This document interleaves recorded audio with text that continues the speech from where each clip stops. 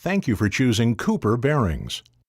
We created this instructional video to assist you in successfully installing a new split roller bearing for maximum safety and bearing life. This video is intended to be used with the installation guide included with your bearing. Please refer to the installation guide for torque values, wrench sizes, grease volumes, and selection of lubricants. Unwrap the bearing parts and remove the preservative and protective wrapping from the bearing components. Note that all components have match marks. Be careful not to interchange parts. There are three options for cage joints. For U-clips, remove the steel U-clips using a small flathead screwdriver. For steel cages, insert a small flathead screwdriver into one of the slots in the upper tab at the joint. Repeat for the second joint. Spring joining plates are separated by lifting the joining plates over locating pins using a flathead screwdriver. If mounting a new bearing into an existing cartridge housing, the outer race will need to be fitted into the cartridge. First, clean the outer race seat of the cartridge.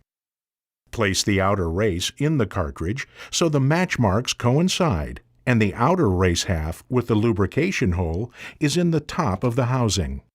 Insert the radial securing screws with washers, finger tight when provided, subject to size and series. Assemble the two halves of the cartridge and fully tighten the joint screws. Ease the pressure on the screws, then fully tighten the radial securing screws, when provided, and/or the side screws. Retighten the cartridge joint screws and check the joints of the outer race track for a smooth transition. Ensure that all grease passages are full by applying a grease gun to the grease fitting and noting fresh grease discharging through the lubrication hole in the top of the outer race. The Cooper split roller bearing in this demonstration is a complete pillow block assembly. When installing multiple bearings, the GR, fixed bearing, which locates the shaft axially, is typically installed first, followed by EX, expansion bearings. To keep the load off the bearing during the assembly procedure, raise the shaft slightly and support it with blocks. First, check the shaft to make sure it's round and parallel. Tolerances will vary by each application. Check the installation guide included with your bearing. Separate aluminum triple labyrinth seal halves by driving out two joining pins with a 1/8 inch pin punch. Lubricate bore of each seal with grease. Assemble seal halves on shaft, ensuring Cooper and shaft size are stamped on the same side. Compress O-rings against shaft so that holes in tongue and groove joints line up. Squeeze joining pins into place using channel locks.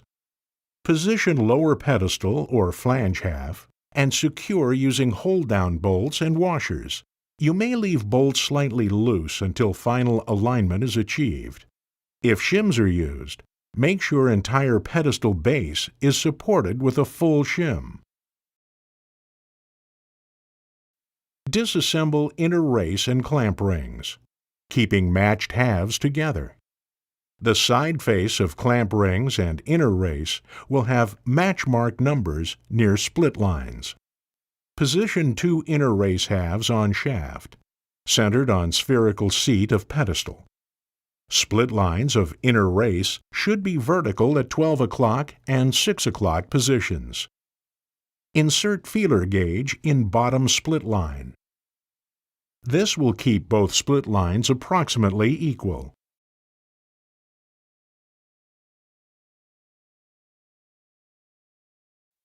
Install clamp ring half with through hole into the inner race grooves with guide lip towards roller path.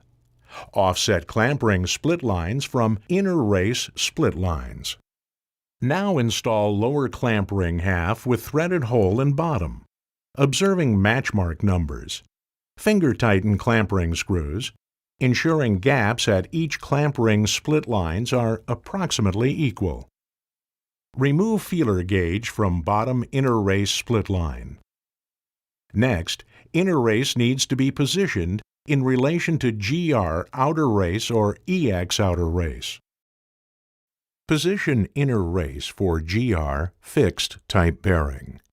Temporarily rotate lower cartridge half with GR outer race into pedestal.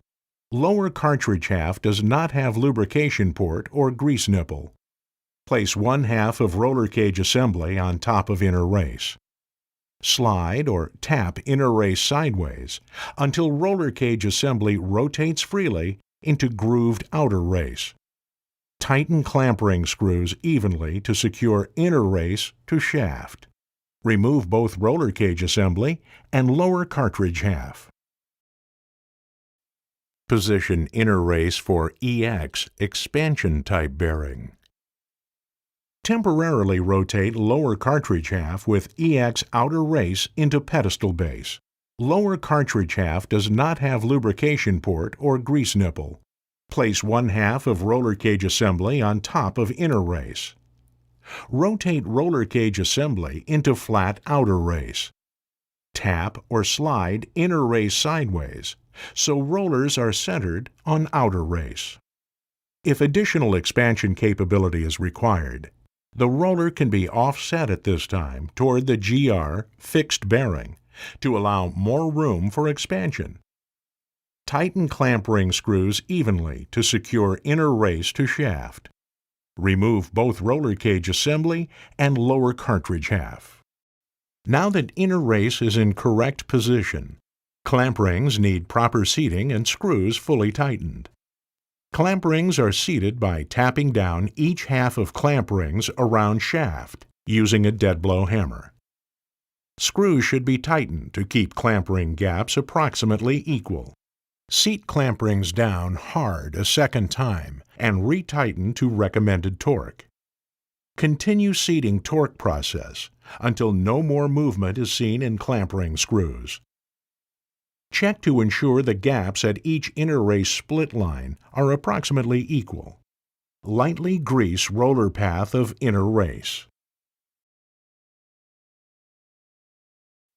Apply grease to rollers, rotating to force grease into cage pockets. Assemble roller cage halves around inner race dependent upon cage type. U-clips. One side of cage will have circular impressions. Use this as match marks. Press joining clips in place, one at each joint. Steel cage. Engage male tab into female tab until joint snaps together. Repeat for other cage joint. Spring joining plates. Push two cage halves together until joining plate clips over protruding pins. Rotate cage assembly around inner race several times to ensure nothing is binding. This also distributes grease. Before rotating lower cartridge half into pedestal base, decide which side you would prefer to have the grease boss located. Lower cartridge half dictates which side the grease boss will be located. Apply grease to lower half outer race and fill labyrinth grooves in cartridge half. Coat the outside spherical diameter with an anti-seize or similar compound. Slide ATL seal in position to engage center labyrinth into center labyrinth groove of cartridge half. Do this for each seal. Shaft may need to be raised to rotate lower cartridge half into pedestal base. The top half outer race has a lubrication entry hole at top dead center. Apply grease to upper half outer race and fill labyrinth grooves in cartridge half. Prime lubrication port or grease nipple until grease purges out of the lubrication hole. Coat outside spherical diameter with an anti-seize or similar compound. Assemble top cartridge half into bottom cartridge half, observing match mark numbers. Tighten cartridge joint screws to torque value listed in installation guide.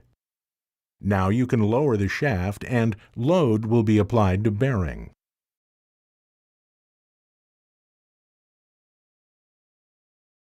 Assemble pedestal cap or top flange half onto bottom, checking for match mark numbers. Finger tighten cap bolts. Slowly rotate shaft several rotations to ensure nothing is binding and bearing, and allow cartridge to swivel and ball and socket. This allows bearing to align. Tighten cap bolts to proper torque values.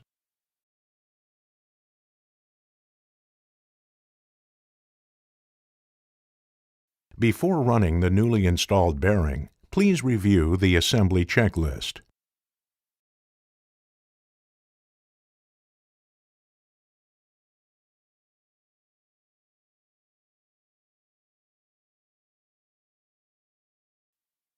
We hope you found this instructional video helpful. If you need additional assistance, please contact Cooper as listed in the installation guide. We appreciate your business and thank you for choosing Cooper Bearings.